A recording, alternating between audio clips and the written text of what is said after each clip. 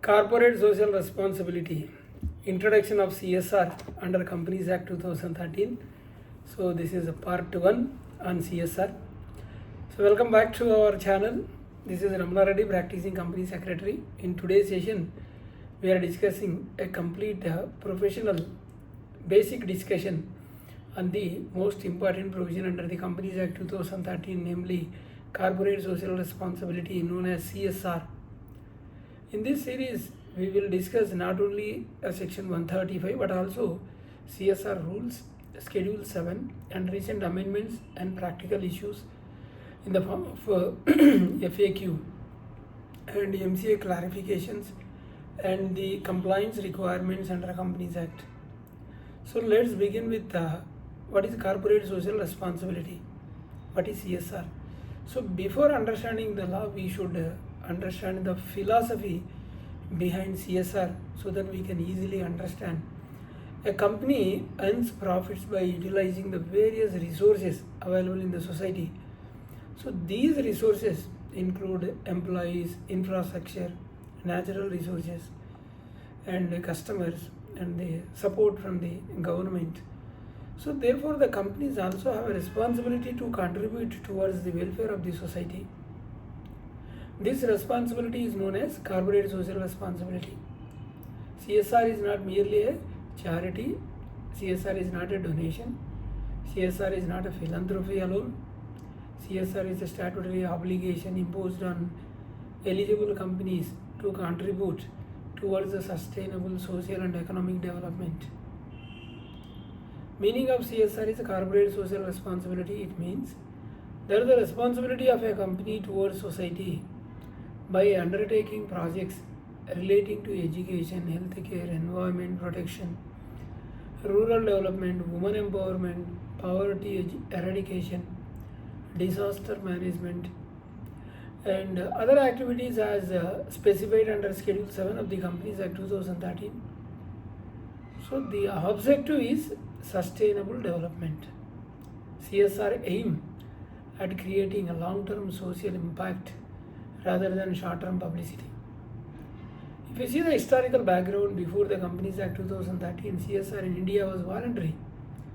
Many large companies such as Tata Group, Birla Group, Infosys and Wipro were also already undertaking social welfare activities voluntarily. There was no statutory framework. There was no monitoring mechanism. There was no mandatory expenditure. The Companies Act 2013 changed completely this scenario. India became one of the first countries in the world to introduce mandatory CSR spending through legislation.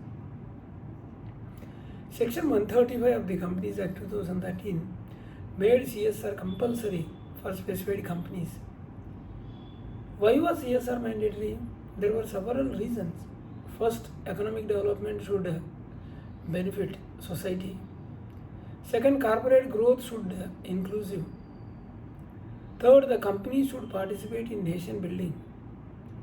The fourth one, environmental protection requires corporate participation. And fifth, the government alone cannot meet every development objective. So CSR creates a partnership between government, corporate sector and civil society. Now we will discuss the legal framework of the CSR. This consists of several provisions. Section 135 of Companies Act, Companies Corporate Social Responsibility Policy Rules 2014, Schedule 7 of the Companies Act, and MCA notifications, MCA circulars, amendments issued from time to time. All these provisions collectively govern CSR compliance in India. Now we will discuss few important definitions. Before studying section 135, let us understand certain important terminology terms. First we will see CSR, Corporate Social Responsibility, means the activity undertaken by the company in pursuance of its statutory obligation under section 135. CSR Policy. CSR Policy means a statement containing the approach and direction given by the board after considering the recommendations of the CSR Committee. The policy specifies the approved projects implementation strategy, monitoring mechanism, and execution process. CSR committee means the committee constituted by the board under section 135. So its primary role is advisory. The committee recommends projects, expenditure and monitoring mechanism. The final authority remains with the board of directors. Then administrative overheads. This means expenses incurred for general management and administration of CSR functions. These do not include direct project implementation cost. That is different. Project implementation cost is different. Administrative overhead means the expenses incurred for general management and administration of CSR functions. There is a difference. So ongoing project means a multi-year project extending beyond one financial year but not exceeding the prescribed period under CSR rules we are going to discuss. CSR implementation agency. So CSR projects may be implemented through eligible implementing agencies such as Section 8 companies, registered public trusts, registered societies, subject to fulfillment of prescribed conditions. Now we will see objects.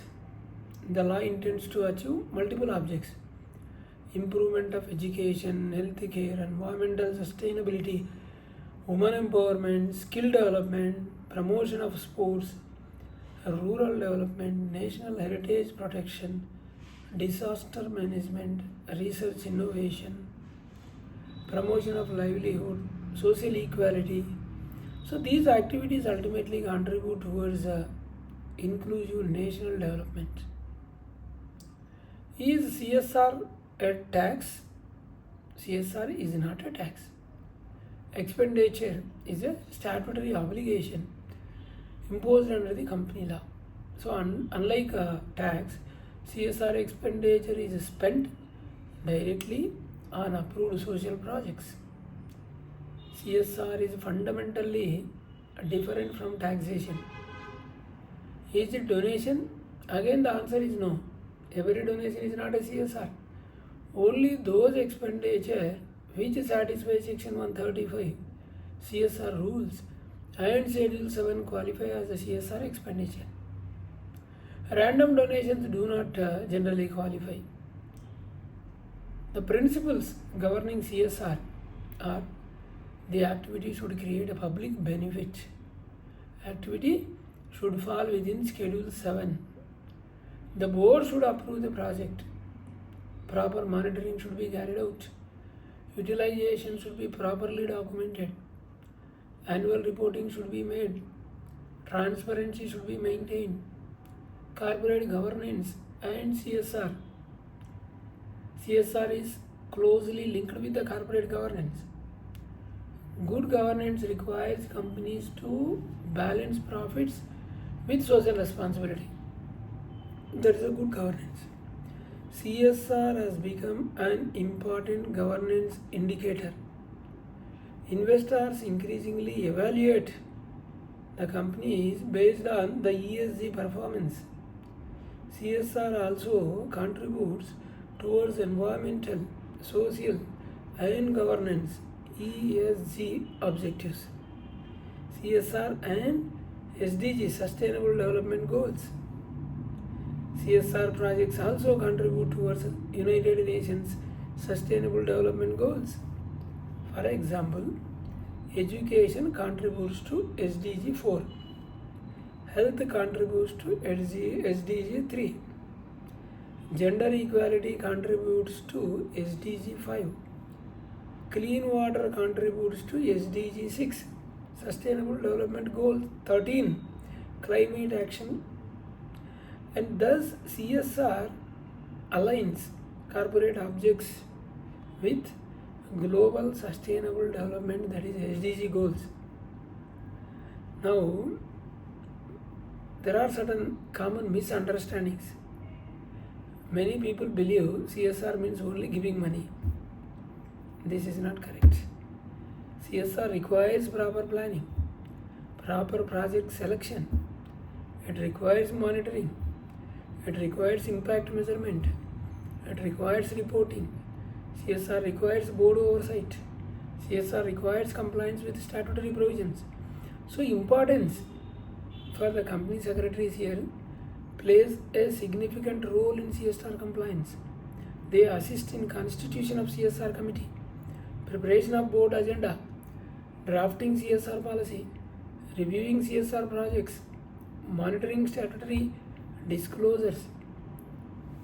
Even in annual reporting, if you discuss board's report disclosures, secretarial compliance, company secretaries acts as a compliance professionals in CSR governance. I'll give an example. Suppose the company constructs classrooms in government school. The project is approved by the board. Expenditure is properly documented. Activity falls under Schedule 7. Project is monitored. Such expenditure generally qualifies as a CSR. If the company spends money exclusively for benefit of its own employees, such expenditure may not qualify as a CSR. The purpose and the beneficiary become very important.